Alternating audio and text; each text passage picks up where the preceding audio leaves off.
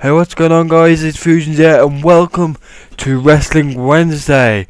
Now, this is actually going to be a really jam-packed episode, reflecting back at this week on Raw and what's genuinely been going on.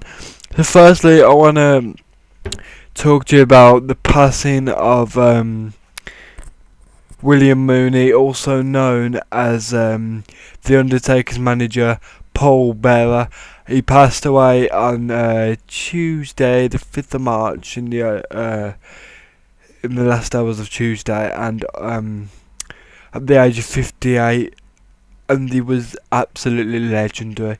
I didn't notice what he really done to the wrestling universe until today when he passed. He done so much. It was so magical as well. It was just his character, his ghostly like character within the makeup, and like Undertaker's manager, and all of his storylines were epic. And we only last saw him last year as well, when Kane rolled him back into a freezer in the wheelchair. Bit strange, but I know. And my favourite moment that I'll recall was like the first year I started watching it. Well, no, that was 2009, but second year, 2010, I can't remember what episode of SmackDown it was, but it was in an episode of SmackDown. Kane was in the ring, and all of a sudden, a gong went off, and the Druids started coming down to the ring with a red casket. Kane opens the casket, and there lies Paul Bearer, which was later summoned the Undertaker, and eventually betrayed the Undertaker to come back with Kane, to start a rivalry with Edge. And that storyline for me was epic. My thoughts are with Paul Bearer's family, and it's just sad news. But moving on from that.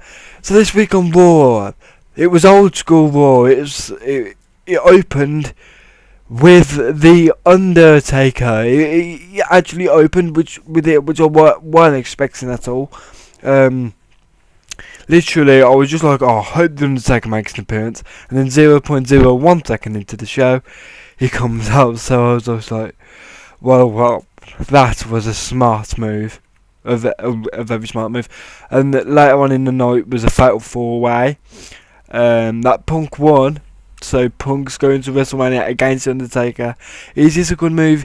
Definitely. It will build up a great storyline and a great match, I hope.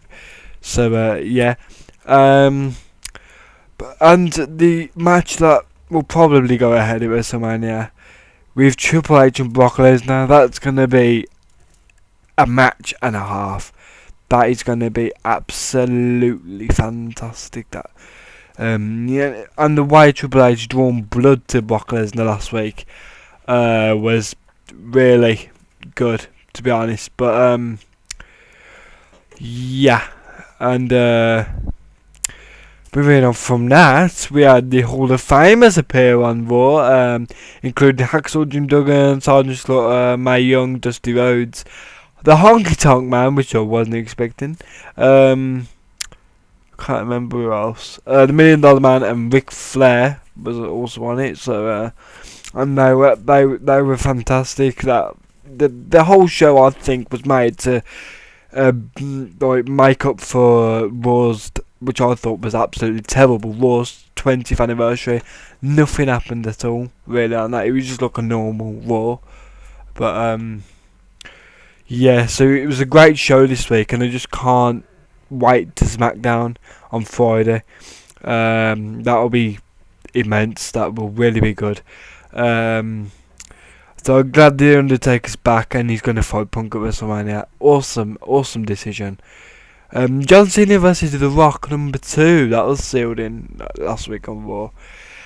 Well, I don't think this is a smart move. I really don't, because last year they were saying it was once in a lifetime. Excuse me, once in a lifetime, and then they do it again. Really? I don't think that's the greatest of moves. I mean, it might be a good match, yeah, but if John Cena wins, then that's just ridiculous, really. Yeah, and that's all we got for this week, basically. But it was a good week in wrestling, but also a sad one with the loss of Paul Bearer. So, thanks for watching, and I'll see you probably in the next Take It episode. So, see you there, and thanks for listening.